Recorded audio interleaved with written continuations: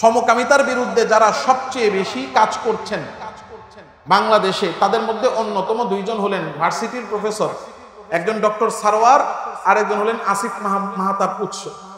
এই যে আমাদের জুলাই আগস্টে আন্দোলন হয়েছে, সেখানেও তাদের সরব উপস্থিতি ছিল।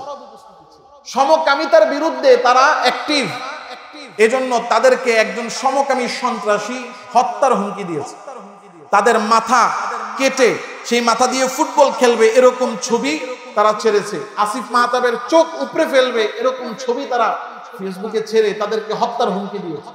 এই হত্যার হুমকিদাতাকে, হত্যার যে হুমকিদাতা, এই হুমকিদাতা সন্ত্রাসীকে তার কর্মস্থল থেকে অব্যাহতি দেওয়া হয়েছে।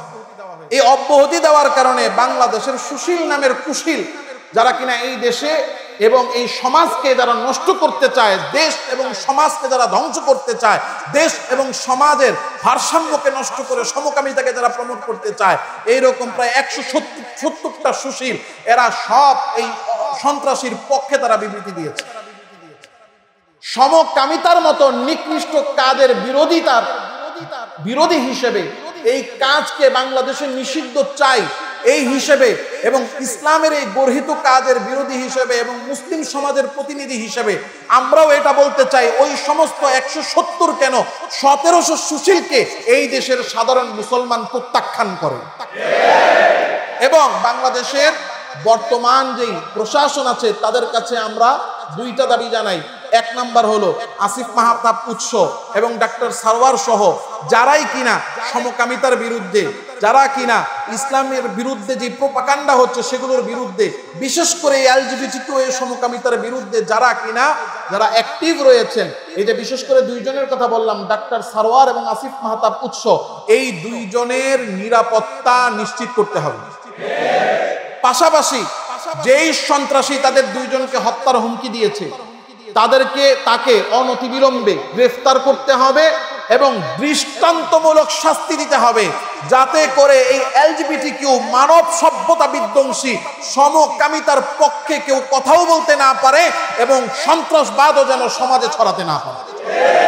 এ ব্যাপারে আমাদের সারা দেশের সমস্ত মুসলমান, সারা দেশের সমস্ত সচেতন জনগণ, শুধু মুসলমান না, অমুসলিম যারা আছে তারাও ঐক্যবদ্ধ হতে হবে।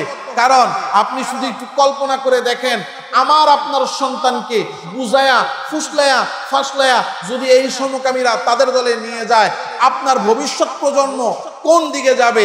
এটা শুধুমাত্র একজনকে নষ্ট করার বা একজন দুইজনকে, একটা পরিবারকে নষ্ট করার পায়তারা না, বরং একটা সমাজ, রাষ্ট্র, এমনকি পুরো মানব সভ্যতাকে নষ্ট করে দেওয়ার পায়তারা। এজন্য আমরা জোর দাবি জানাচ্ছি যে সমকামিতা ইসলামের সম্পূর্ণ হারাম। এটাকে যারা হালাল মনে করে, বৈধ মনে করে, মানুষের অধিকার মনে করে, তারা ইসলামের বিধানকে অস্বীকার করার কারণে নিজে সমকামিতা করে না, কিন্তু সমকামীদের পক্ষাবলম্বন যারা করে, আল্লাহর হারামকে হালাল এবং বৈধ এবং মানবের অধিকার মনে করার কারণে এই সমস্ত সুশীলরাও সব বেঈমান, একটাও ঈমান নাই। এদেরকে সবাইকে শাস্তির আওতায় আনতে হবে এবং ওই দুইজন সহ সমস্ত মানুষের জান মাল নিরাপত্তা নিশ্চিত করতে হবে। আল্লাহ তাআলা আমাদের সবাইকে ঈমান বোঝার তৌফিক দান করেন। এই দেশে ঈমানদারদের জন্য আল্লাহ উর্বর পরিবেশ তৈরি করে দেন, আমরা যেন ঈমান বুঝে, ঈমান নিয়ে, ঈমান অনুযায়ী জীবন পরিচালনা করে চলতে পারি। আল্লাহ আমাদেরকে তৌফিক দান করেন। ওয়া আখিরু দাওয়ানা আলহামদুলিল্লাহি রাব্বিল আলামিন। Presents by Kuakata media centre. হক্কানি আলেমদের নিত্য নতুন ভিডিও পেতে আমাদের চ্যানেলটি সাবস্ক্রাইব করুন। কুয়াকাটা মিডিয়া সেন্টার, ইসলামিক বিনোদনের বিশ্বস্ত সঙ্গী।